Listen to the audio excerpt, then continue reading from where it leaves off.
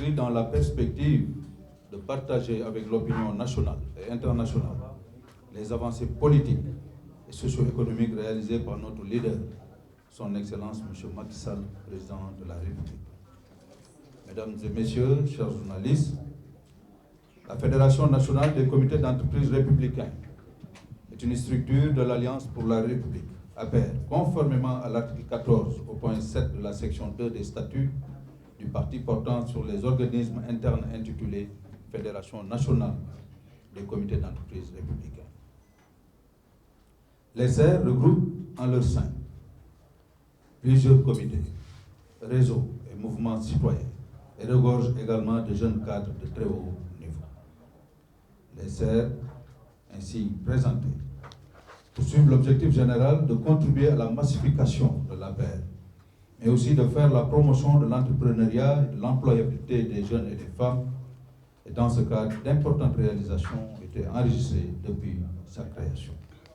Je peux notamment citer sur le plan politique, en application des dispositions de la loi 2008-22 du 4 juillet 2008 portant révision du code électoral, notamment à son article L57 alinéa 4 autant pour moi, et conformément aux directives et recommandations du parti, les CER se sont activement investis dans les activités de parrainage de notre candidat d'alors.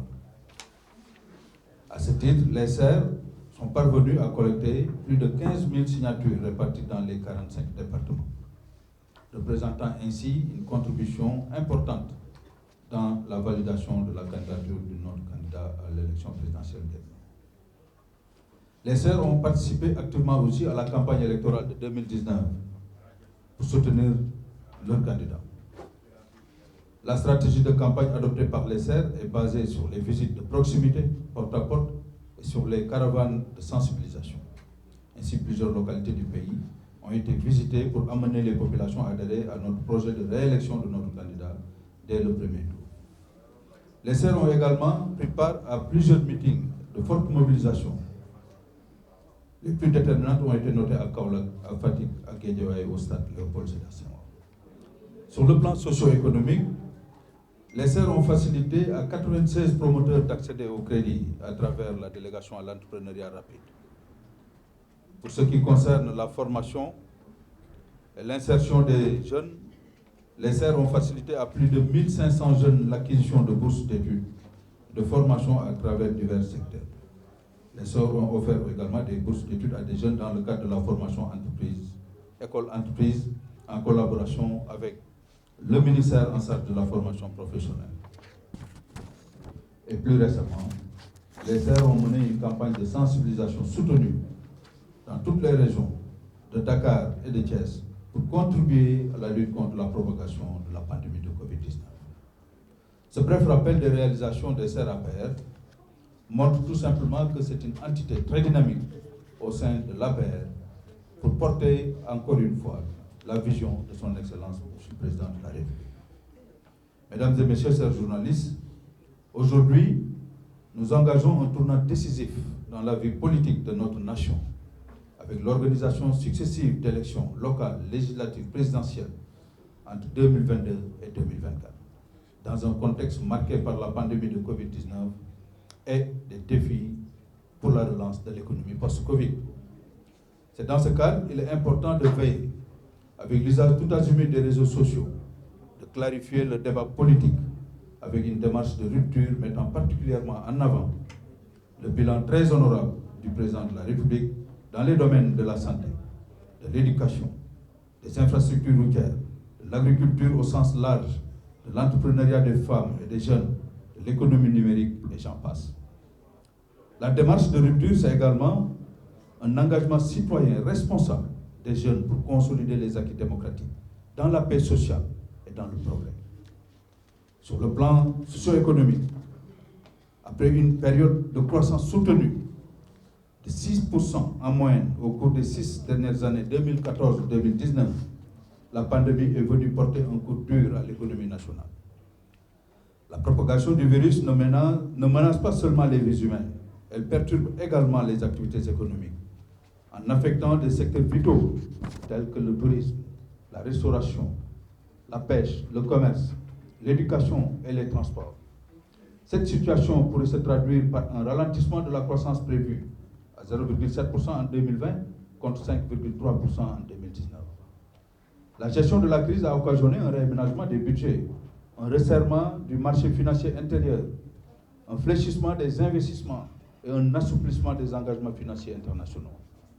Pour contenir les impacts néfastes de la pandémie à coronavirus, le gouvernement du Sénégal a de manière inclusive mis en place un programme de résilience économique et sociale pour des actions de très courte durée, ou très court terme, doté d'un fonds de riposte dénommé Force Covid-19 d'un montant de 1 000 milliards, soit 7% du PIB, en vue de soulager les ménages les plus affectés et les entreprises directement touchées par le choc. N'est-ce pas là une illustration parfaite de la préoccupation du chef de l'État, son Excellence, M. le Président de la République, Macky Sall, de prendre en charge de façon soutenue les préoccupations des ménages sénégalais. L'ampleur de la pandémie requiert un réaménagement des interventions publiques et la redéfinition des contours d'un plan d'investissement prioritaire. Ces actions porteront sur les secteurs à fort potentiel de croissance économique et d'inclusion sociale. De manière générale, après un choc majeur de cette ampleur, l'ajustement du plan de développement devient un impératif pour corriger et apporter de nouvelles mesures susceptibles de maintenir le pays sur la trajectoire d'émergence initialement adoptée. C'est dans ce contexte que le Sénégal procède à l'ajustement du plan d'action prioritaire PAP2A, du plan Sénégal émergent, en vue d'atténuer les effets négatifs de la crise, de relancer les activités socio-économiques et de se mettre sur la trajectoire de l'émergence. À cet égard, une analyse approfondie est notamment faite du cadre macroéconomique et des secteurs socio-économiques clés les plus touchés dans le but de réviser les ambitions à moyen terme déclinées dans la phase 2 du plan Sénégal émergent. Les prévisions de croissance établies par le Fonds monétaire international pour les prochaines années montrent que le Sénégal va renouer avec des taux de croissance économique conséquents, pouvant atteindre les 2 chiffres à partir de 2020. Ce qui conforte bien entendu les options stratégiques définies par les plus hautes autorités. Cette perspective montre à bien des égards que ces options stratégiques définies par le chef de l'État pour conduire le Sénégal sur le chemin de l'émergence sont bien avérées et pertinentes, contrairement aux allégations souvent répandues par une certaine opposition et sans fondement à travers les réseaux sociaux. Notre ambition sert à pair, notre volonté sert à pair, sont dictées par la vocation si chère au président de la République de bâtir un Sénégal de tous et un Sénégal pour tous. Sur le plan politique, nous pouvons reconnaître des évolutions substantielles et les CRAPR comptent capitaliser ces résultats significatifs que nous venons de partager pour accompagner les candidats désignés par la coalition Benno Bokk Yakaar qui vont aller à la conquête des collectivités territoriales. La direction indiquée par notre leader, son Excellence M. Macky Sall, président de l'APR et président de la coalition Benno Bokk Yakaar, est fondée sur la consolidation des acquis et l'ouverture vers de nouvelles perspectives.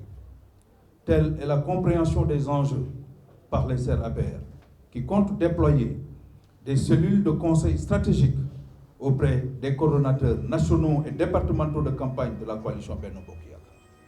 Également, des cellules de conseil opérationnel seront déployées auprès des candidats désignés afin qu'au lendemain du 23 janvier 2022, l'écrasante majorité des collectivités territoriales soit remportée par les listes de Benno Bokk Yakaar.